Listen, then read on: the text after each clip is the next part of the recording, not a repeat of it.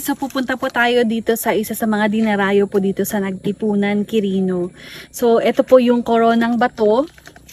Yan, so 68 steps done, 500 steps more to go. Yan. So ito daw po yung Coronang Bato na never pa po naming napasyalan dito. So taga dito po ako pero hindi pa ako nakapunta dito. So let's go! Ano ba yung nakalagay dito? Ha? Share step. Oh. Papanoorin ko na lang. What's your step?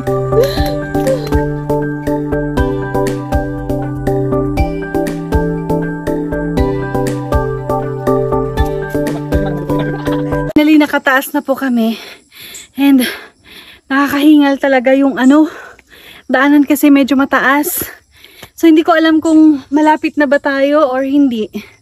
So yun, tuloy natin maglakad. Mukhang ito na nga guys, mukhang andito na kami. So ito may bungad siya and merong gate kasi nakalagay dun sa baba mga 4 PM nagko-close siya, 8 AM bukas, then 4 PM close na po siya. So, ang ganda kasi maano siya, forest. Tapos may mga bato. So, i-explore natin yung place. Ang ganda. Sobra. Tapos malamig siya dito. Daming malalaki yung bato. Alam niyo po ba na dito daw kinuha yung isang kayamanan ng Yamashita Treasure? Talaga ba? Kung susuriin po ninyo mga bato. May mga marks. Oh. Actually, nakita na pala yung isang treasure dito. Oh. Ito po. Sa iyong ngiti, ako'y nahuhumaling. Pataas na po tayo sa may bato. Ganda. Ganda ng place. Baba. Itong bandaan sa iit ang bato. Yan. So mukhang ito na yung pataas sa sa may mismong Corona. Stairway to Heaven. Stairway to Heaven. Oh, ang ganda.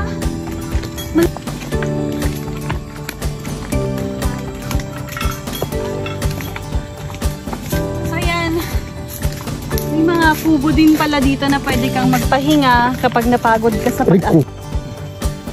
Para tayong mga bata. Balik ulit tayo sa pagkabata. So finally, andito na po kami sa taas.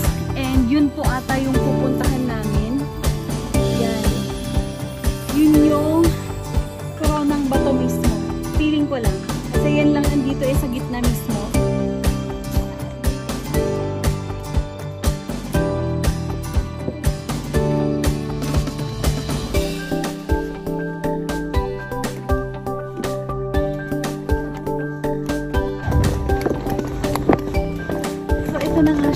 Wala dagdagan naman mo. Sorry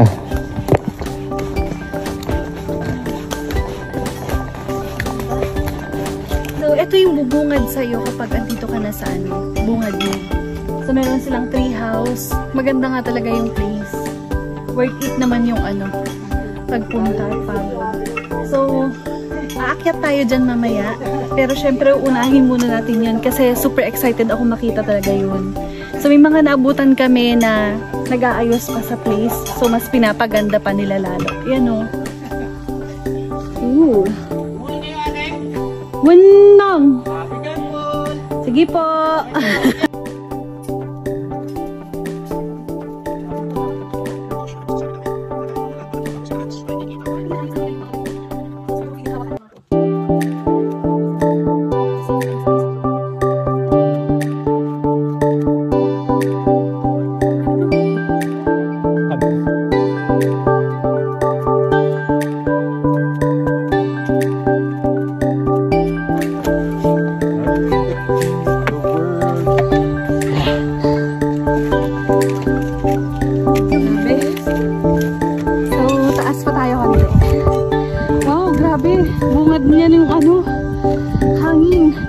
ganito guys yung aapakan mo. So careful lang talaga. Sa iyong ngiti, ako'y nahuhumaling. Siya yung asawa ko, feeling. I-brings naman ako. Troto ko to. Ah, ganda ng hangin. Kon, imayan niya no, Nice. gusto niyo siya na. Ganda ng view dito. Ang ganda. Nanood naman ni ano, no? Oo, may fear of heights ako pero ang ganda dito sa taas. So, ganda. So, andito na po kami sa taas. So, ang ganda nga talaga naman ng view dito. So, worth it yung aakyatin mo. Kasi ang ganda tanaw mo lahat.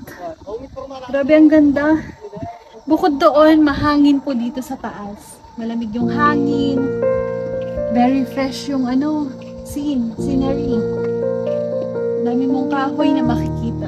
So, ganyan yung nakikita dito sa taas mismo. Oh, enjoy.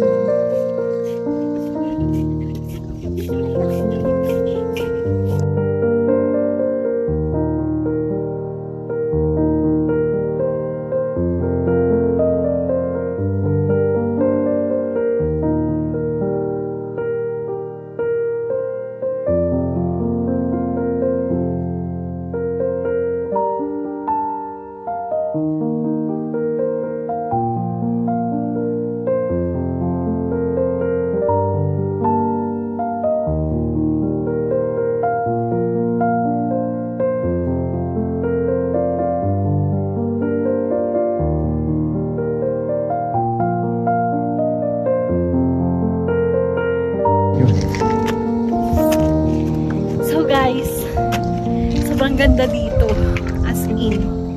So, nagsisi ako na ngayon ko lang siya pinuntahan. Kasi maganda nga naman talaga siya. Super worth it yung pag-akyat mo. Super worth it yung biyahe namin papunta dito. So, ang ganda.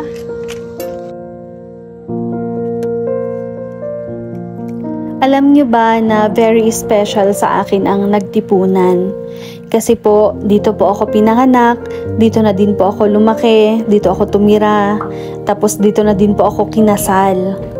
Pero noong bata ako, alam nyo ba na hindi ko na-appreciate yung lugar na to?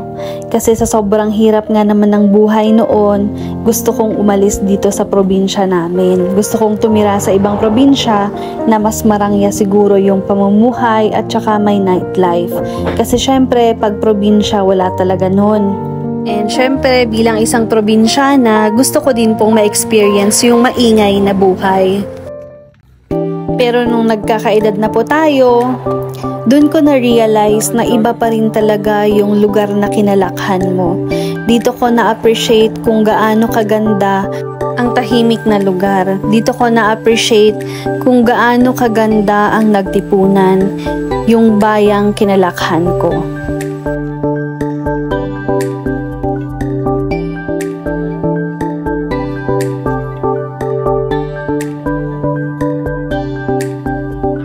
So, ito pababa na ako guys, and medyo nakakatakot kasi yun nga, may fear of heights tayo.